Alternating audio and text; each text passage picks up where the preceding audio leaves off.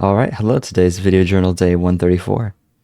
I'm not gonna lie, my day started a bit rough. I'm just dealing with a few...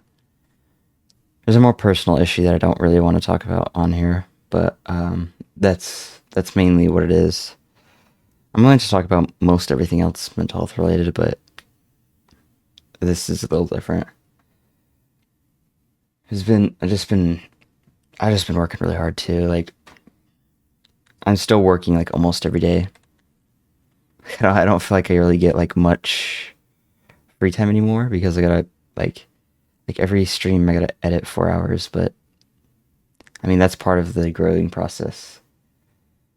I know it'll be worth it. I genuinely believe and know that it'll be worth it. It's a lot of effort, but good things don't come easy, so I know it'll be worth it. Walking has been a healthy routine though. I'm glad I added that to my routine in the morning. I feel more like energized and ready for stream and stuff, so I'm definitely gonna keep going on that. I hope I can make the getting up at 8:30, going to bed at 12 workout for me. I think I can, but I just want to make sure I get walking in, working out on the workout days, and then yeah, just make sure everything. I would just make sure everything fits in the schedule. I think it should.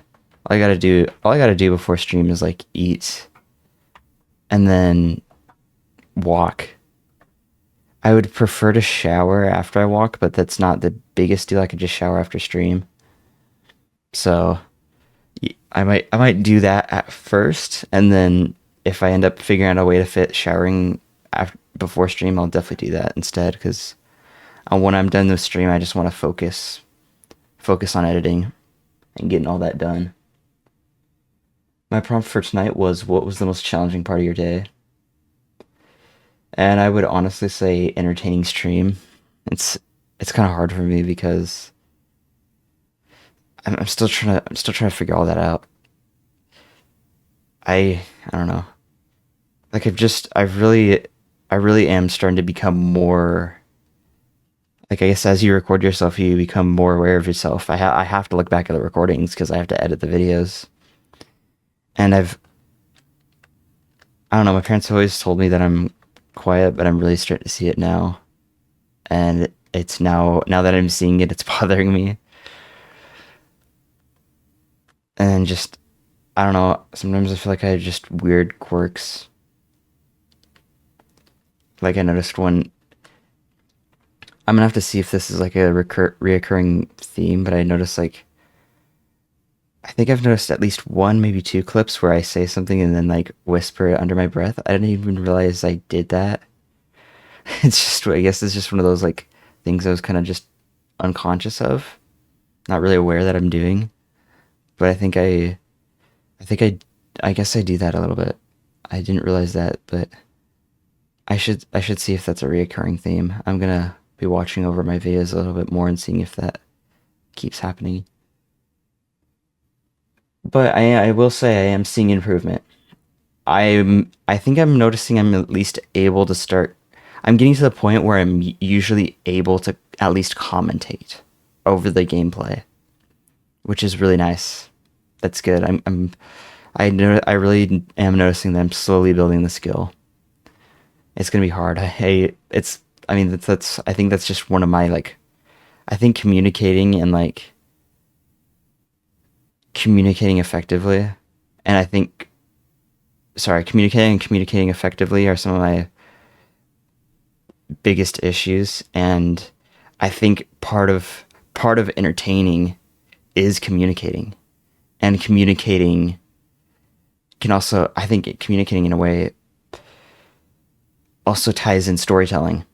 And I need to be a storyteller. I need to, especially for my YouTube videos, but I also need to for my stream too, so I can have interesting stories to tell about like the day, or just anything, because we all like stories. And like as humans, we all like stories. So I think that's a good way of entertaining. And I've noticed as I've watched more streamers and YouTubers, that's a lot of what we're doing is just storytelling. Especially like the streamers who upload YouTube videos. They're basically just telling a story through their stream and making it a YouTube video.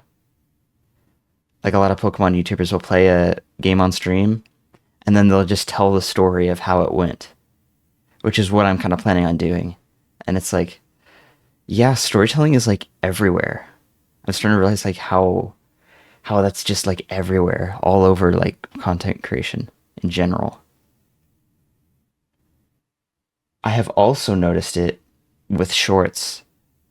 And my last short was my best one. I got 3,000 views, which isn't like a ton, but it's good for me because I'm seeing that there are people who are liking my stuff and I am making good stuff that people enjoy, which is awesome.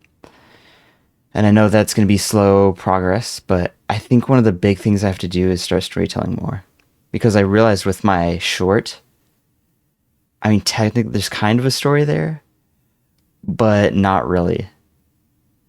It's just a bunch of clips put together, shoved together, and there's kind of a story there, but not a well developed one.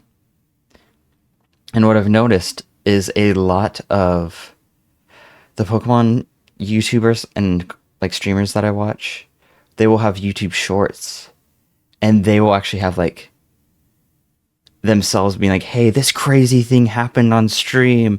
Let me show you. Like they have that kind of what I did with my life of a day in the life of a Pokemon streamer videos. They start out with themselves being like this, and then they'll be like, this crazy thing happened on stream, and then they'll kind of show some clips and like go over, kind of tell a story. There we go, going back to that, tell a story about what happened on stream.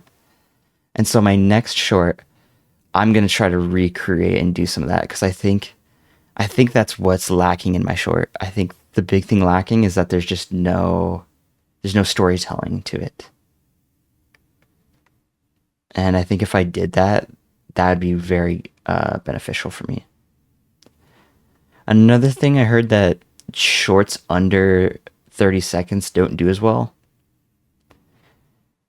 And yeah, I think I heard that somewhere. So I'm just going to try it out and see if that's the case. I'm going to try to make a slightly longer short, maybe at least get it to like 40 seconds. So yeah, I'm going to try to make a longer short and see if that's really the case. Because I heard that and I was like, maybe that's my issue then. Because I think my past shorts have been under 30 seconds, except for my day in the life of a streamer ones. I did watch a video today about goal setting. And it was actually pretty insightful. The guy was basically saying that when we set a goal, we shouldn't, not that we shouldn't think of the outcome, but we should worry more about the personal development that comes from it. And so here's an example of what I did. I wrote down in my journal today, my goal is monetization on YouTube. I did monetization on YouTube. And the issue with that is I'm really starting to see like monetization on YouTube. Like I don't know how to get that done.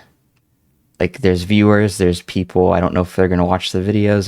They might not. You know, it's chaotic. There's nothing there's not a lot of controllable variables there. However, if I write who I'll become when I reach this goal, I will become a better editor, a better entertainer, a better thumbnail designer, a better communicator. And so that gives me something to work off of. It's like, okay, if I want to be monetized on YouTube, then I'm going to have to be better at editing. I'm going to have to be better at entertaining. I'm going to have to be a better thumbnail designer, better communicator, all those sort of things. And it just really helps because it makes me focus more on what I actually need to do instead of the outcome. Because if you worry too much, I'm really starting to see that if I worry too much about the outcome, then I'm just stressed out. Like, it's like, oh, if this short doesn't get enough views, then it's not good enough. Like, no, if you worry too much about how many like views and stuff you're going to get, you're going to really stress yourself out because you can't control that stuff. You can't. You can do your best to manipulate it in a way to where you're going to get decent views, but you can't control it. So it's best to just focus on you, focus on yourself, focus on the moment, focus on what you can control, and not worry about the outcome. I'm really starting to see that very clearly. I do have a short idea though that I want to use. I'm going to talk about how this is the hardest Nuzlocke I've ever done, and I've racked up the attempts. It's crazy, and then be like, I got so many attempts that this happened, and then like show my shiny Wurmple on stream. I still can't believe I got a random shiny on my Nuzlocke stream when I'm trying to hunt for shiny Bulbasaur in Gen 1. I still haven't got that, but I can get a random shiny in a game where it doesn't really matter as much. It's just funny how that all works out. I'm almost to the point where I can start my summary. So there's my full book. And all of this thick page, that's all I've written in. And this is what I have. This is what I have left. So once I'm done writing in this, I will do the summary. And that's going to be, I think, a pretty big video for this channel. I don't know how long it's going to be. I don't know how much I'm going to be talking. But I think it could be my longest video yet, because I'm going to summarize some like the big points that I've noticed these past few years. Whoa, years? Past few months doing this. Yeah, that's more like it. Past few months doing this. All right, well, thanks for those who are watching, and I am a conversational provider.